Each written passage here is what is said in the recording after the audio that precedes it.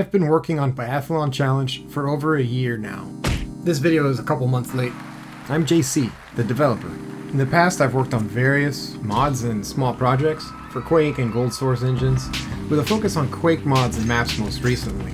I wanted to take a break from the gloomy, dreary atmosphere of Quake, so I decided to make something fun. That's where BC comes in. It's a time trial FPS sandbox where the player will employ shooting, skiing, and stunts to stack combos and beat the clock, in either Biathlon mode, which is points-based, or time attack, which is all about crossing the finish line. So let's call this my first devlog. I wanted to document some of my journey in solo game development, where this project started, and what it looks like after a year of late nights. No, I'm not even going to try and deny it. It's nostalgia. That's really the core inspiration here. Aesthetically, I always loved the look and feel of 1080 snowboarding. I have fond memories with this game. I also played tons of first-person shooters, everything from Quake to Rainbow Six, among others. Also gotta mention Counter-Strike. Another major inspiration is the Quake Slide mod, which was the first mod I ever played for any game ever. Core memory. Due in no small part to the games that I grew up playing, I've also been an avid shooter for over 20 years. Up until this point, I built up a lot of experience using Trench Broom, so that was the obvious choice for level design tool. Additionally, I had known about the Funk Godot plugin, formerly called Godot, so I knew I wasn't going to have a problem integrating Trench Broom into my pipeline. I wasn't about to learn Blender, so I found a handy alternative, Blockbench.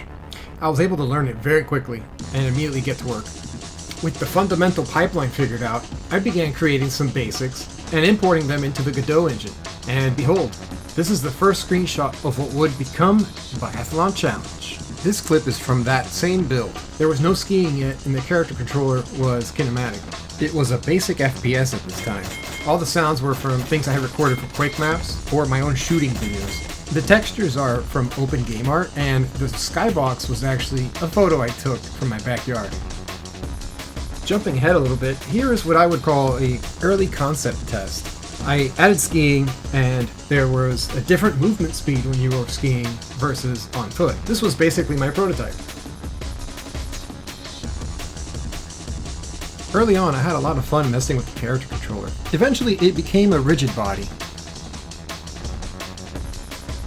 This basic level geometry would eventually just call the testbed, and it's still in the game. I've since expanded it to a full-fledged course. Here we have a very early shot of the lodge interior. This is what would serve as the main menu, and it's also a real place you could explore in the first world.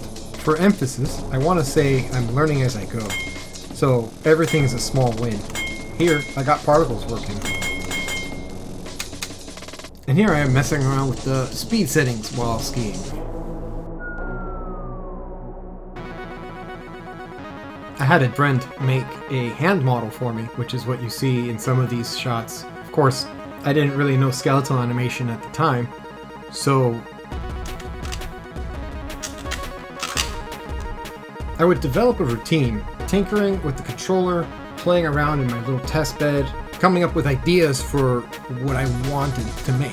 And what you see here, half pipes, would become the basis for a space level that is in the works.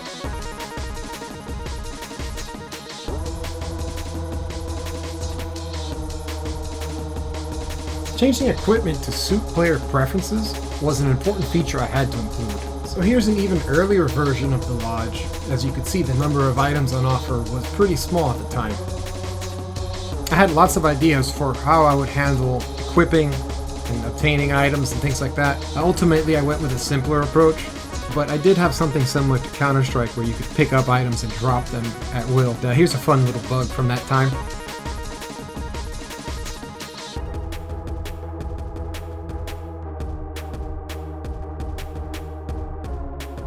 Let me show you some more bugs that I made along the way.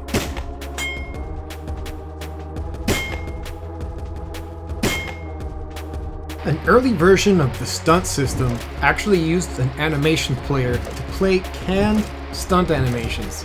I quickly learned that that wasn't going to be the best way to do this.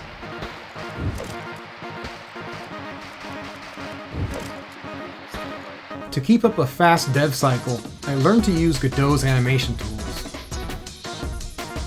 Here's the result of an early implementation of my spawn point system.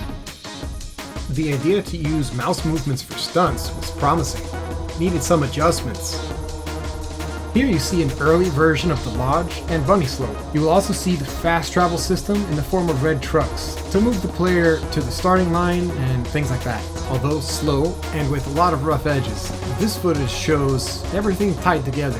From the moment I knew I'd have a lodge, I wanted to feature a jump over the parking lot. I also wanted the worlds to go from the mundane, what you'd expect, to more bizarre, which is why the first world is simply a ski lodge. But I have some ideas cooking. So far I have 5 unique characters, each with different stats and special perks. I have 8 guns, 5 of which have scoped variants. There are 12 different items that can be mixed and matched to suit your playstyle. And in addition to that, there are 8 cigars that have active and passive abilities, BC's version of a power-up.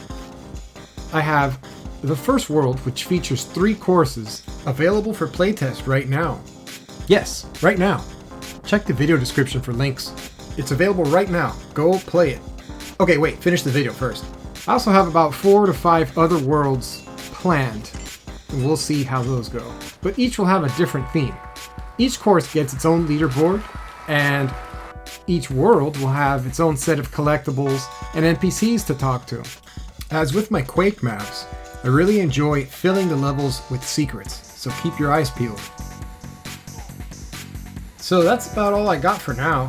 If you've made it this far, thanks. I hope you enjoyed the quick rundown. I've had a ton of help putting Biathlon Challenge together in the form of tutorials, assets, moral support. So I'm very grateful to everyone who has helped me. I have more to come, but I find it very difficult to make videos, which is why I'd rather just work on my game. And one other thing, you should go try the game out now. It's on Steam, it's free to try, I could use your feedback. Which is why you should also join our Discord server and fill it with bug reports. I want you to get in there and spam all sorts of bugs that you find. I could really use your help. Or if you just want to hang out, brag about your scores, chat, you can do that too. Alright, see ya.